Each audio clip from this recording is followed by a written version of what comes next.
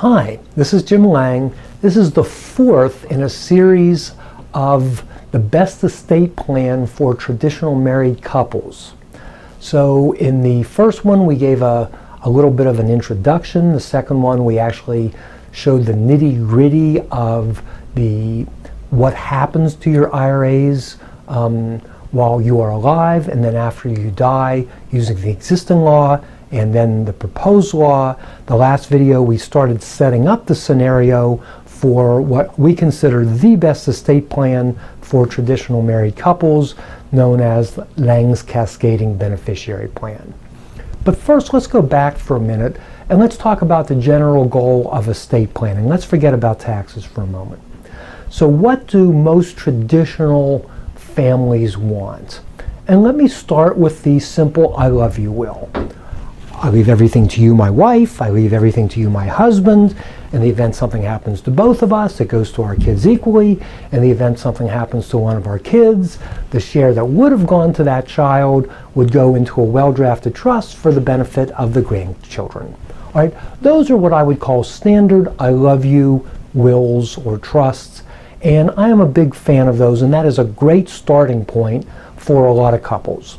In fact, it's much better than some of the more sophisticated plans that actually get people in trouble. But I think what we're going to do is we're going to do even better. But let's take a look at the I love you wills and let's see what we like about them and let's see how we can improve them. All right, so what's the starting point? I leave everything to my spouse. Great starting point. We love our spouse. We want to protect both ourselves and our surviving spouse for the rest of our lives to make sure that we are always comfortable, always have a roof over our head, food on the table, shelter over, transportation. Of course, by then it's probably going to be Uber or self-driving cars. But anyway, we always want to have those basics, plus, frankly, a lot more. Vacations, second homes, whatever presumably the surviving spouse wants. Again, that is our first goal, is to provide for the surviving spouse. A couple other advantages.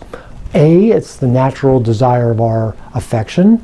Number two, tax-free rollover, meaning that there is no income tax on the transfer of your IRA or your retirement plan to your spouse.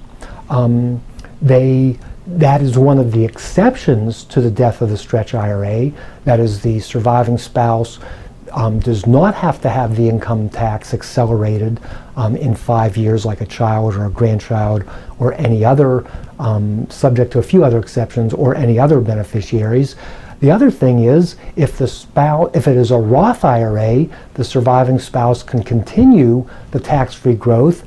And if you remember, with a Roth IRA, even though there's minimum required distributions of the inherited Roth IRA, if the beneficiary is a child or a grandchild or anybody other than a spouse, if the beneficiary is the spouse, there is no minimum required distribution. So for a Roth IRA, you can die, leave it to your spouse, and your spouse can continue the tax-free growth. So there's a lot of very good reasons to name our spouse as the primary beneficiary. And again, that is consistent with the I love you will. Now, let's take a look at some of the alternatives. What are some of the other possibilities? What about our children? Yes, we love our spouse, but we love our children also. The other thing that is very interesting is that if you go back to the second video of this series, when we got into the nitty-gritty, you saw that the child's minimum required distribution of the inherited IRA, at least using existing law, was much lower than the minimum required distribution of the IRA for the spouse. Meaning, if you look at the family as a family unit, the family is to a large extent deferring taxes much more when the beneficiary is a child than when the beneficiary is a spouse. Furthermore, we can even do more in terms of deferring taxes if the beneficiary is even younger, perhaps even a grandchild.